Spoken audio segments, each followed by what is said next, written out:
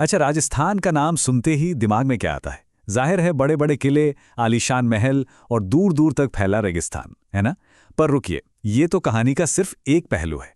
आज हम उस राजस्थान को जानेंगे जो अपनी परंपराओं को तो साथ लेकर चल रहा है, लेकिन साथ ही भविष्य की तरफ भी तेजी से कदम बढ़ा रहा है। तो चलिए मिलकर इस नई तस्वीर को देखते हैं। तो इस सफर में हम कहाँ-कहाँ चलेंगे? सबसे पहले बात होगी राजस्थान के रंगीन त्योहारों की, फिर देखेंगे कि कैसे विरासत और व्यापार एक साथ चल रहे हैं। उसके बाद अगली पीढ़ी के लिए हो रहे निवेश पर नजर डालेंगे और आखिर में रेगिस्तान को हरा भरा बनाने की जो जबरदस्त कोशिशें हो रही हैं, उन्हें समझेंगे। चलिए शुरुआत करते हैं राजस्थान की संस्कृति के दिल से, यानी यहाँ के त्योहारों से। और देखिए, ये सिर्फ मेले या उत्सव नहीं है, ये तो वो धड़कनें हैं जो इस पूरे राज्य को एक अलग ही ऊर्जा देती हैं। अब जरा यहाँ की विविधता देखिए। एक तरफ जयपुर में गणगौर का उत्सव है, जो शिव पार्वती के प्रेम का प्रतीक है, तो वहीं दूसरी तरफ उदयपुर में मेवाड़ महोत्सव के साथ बहार का मतलब वसंत का स्वागत हो रहा है। और बाड़मेर में क्या हो रहा है? वहाँ वाणी उत्सव के जरिए सदियों पुरानी वीणा भजन की परंपरा को जिंदा रखा जा रहा है। मतलब हर शहर, हर त्योहार की अपनी एक अलग ही कहानी है। गणगौर की बात करें तो इसकी कहानी ही बहुत दिलचस्प है। ये त्योहार असल में माता पार्वती की अटूट भक्ति और प्रेम को दिखाता है, जिससे उन्होंने भगवान शिव को पाया। और जब जयपुर में इसकी शाही सवारी निकलती है, अरे वो देखने लायक होती है। ऐसा लगता है जैसे पूरा का पूरा शहर उस दिव्य प्रेम के जश्न में डूब गया हो।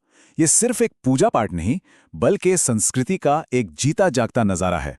सिर्फ लोक कलाएं ही नहीं, यहाँ क्लासिकल आर्ट की जड़ें भी बहुत गहरी हैं। जैसे उदयपुर में होने वाला international classical dance and music festival, ये एक बेहतरीन मिसाल है।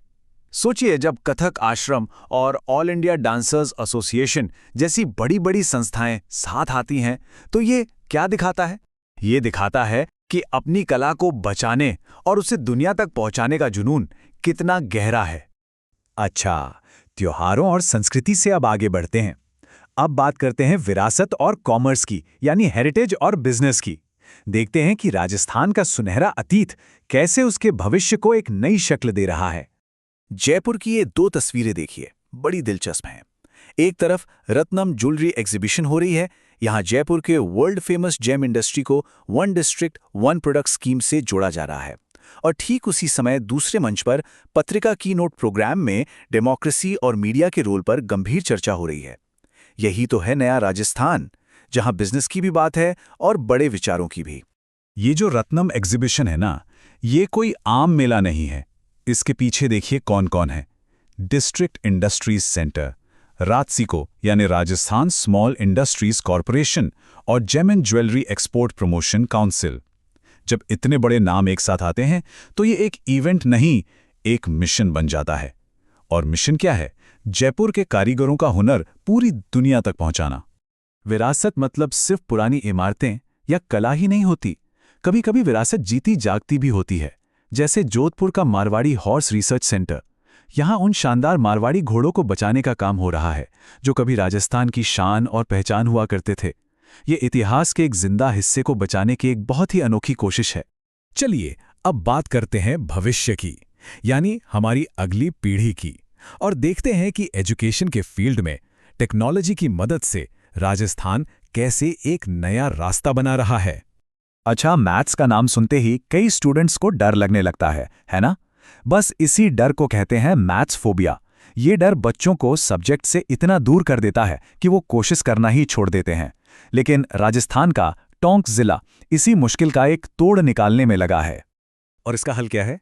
पढ़ाई विद एआई नाम की एक पहल। ये एक एआई प्लेटफॉर्म है। मतलब ये हर बच्चे को उसकी समझ के हिसाब से सवाल देता है प्रैक्टिस के लिए। कहीं अटक गए तो फौरन सोल्यूशन भी देता है स्टेप बाय स्टेप। और सबसे बढ़िया बात, ये हिंदी और इंग्लिश दोनों में है। तो मकसद साफ है, मैथ्स के डर को भगाना और पढ़ाई को इंटरेस्टिंग बनाना। अब आते हैं हमारे आखिरी हिस्से पर, और ये एक ऐसा टॉपिक है जिसके बारे में शायद राजस्थान का नाम सुनकर कोई सोचता भी नहीं होगा। हम बात करने वाले हैं पर्यावरण और फॉरेस्ट मैनेजमेंट में हो रहे इनोवेशंस की। इस बात को समझने के लिए 2026 के इंटरनेशनल डे ऑफ फॉरेस्ट्स की थीम देखते हैं, जो है फॉरेस्ट्स एंड इकोनॉमिक्स, मतलब जंगल और अर्थव्यवस्था। ये थीम हमें याद दिलाती है कि जंगल सिर्फ हरियाली के लिए नहीं, बल्कि देश की इकोनॉमी के लिए भी बहुत जरूरी है। और इसी सोच को राजस्थान जमीन पर उतार रहा है। कैसे? एक बहुत बड़े कदम के साथ। एक प्लेटफॉर्म है जिसका नाम है बिगीवेन, और इसे क्या कहा जा रहा है? India's first digital forest stack. जी हाँ, भारत का पहला। तो ये बिगीवियन है क्या? ये राजस्थान फॉरेस्ट डिपार्टमेंट का एक डिजिटल प्लेटफॉर्म है। इसके जरिए फॉरेस्ट से जुड़े हर प्रोजेक्ट को ऑनलाइन मॉनिटर किया जा सकता है। मतलब प्लानिंग से लेकर पेड़ लगाने तक हर एक चीज पर नजर।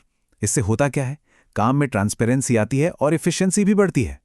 पर ये सब सिर्फ टेक्नोलॉजी की बातें नहीं हैं, इसके पीछे एक सॉलिड इन्वेस्टमेंट भी है। वाइल्ड लाइफ को बचाने के प्रोजेक्ट्स के लिए पूरे 30 करोड़ रुपए दिए गए हैं। और इस 30 करोड़ में से एक बड़ा हिस्सा 20 नए प्रे बेस्ड ऑगमेंटेशन सेंटर बनाने में लगा है। अब सवाल ये उठता है कि ये सेंटर आखिर होते क्या हैं? देखिए, बहुत आसान भाषा में समझें तो ये सेंटर्स जंगल के अंदर ही शिकारी जानवरों के लिए एक नेचुरल फूड सोर्स बनाते हैं। मतलब टाइगर जैसे जानवरों के लिए। इससे फायदा ये होता है कि जानवर खाने की तलाश में जंगल से बाहर नहीं निकलते, और जब वो बाहर नहीं निकलेंगे तो इंसानों से उनका टकराव भी कम होगा। इकोलॉजिकल बैलेंस के लिए ये एक बहुत ही जरूरी कदम है। तो ये है वो नया राजस्थान जिसके बारे में हम बात कर रहे थे, जहां एक तरफ गणगौर की पारंपरिक धुनें हैं तो दूसरी तरफ एआई की एडवांस टेक्नोलॉजी। जहां मारवाड़ी घोड़ों की विरासत को जिंदा रखा जा रहा है, वहीं जंगलों को बचाने के लिए डिजिटल रास्ते अपनाए जा रहे हैं।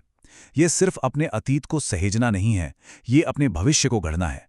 तो सवाल ये नहीं है कि राजस्थान बदल रहा है या नहीं। असली सवाल तो ये है कि परंपरा और टेक्नोलॉजी का ये जो जबरदस्त मेल हो रहा है, ये राजस्थान को कहां तक लेकर जाएगा।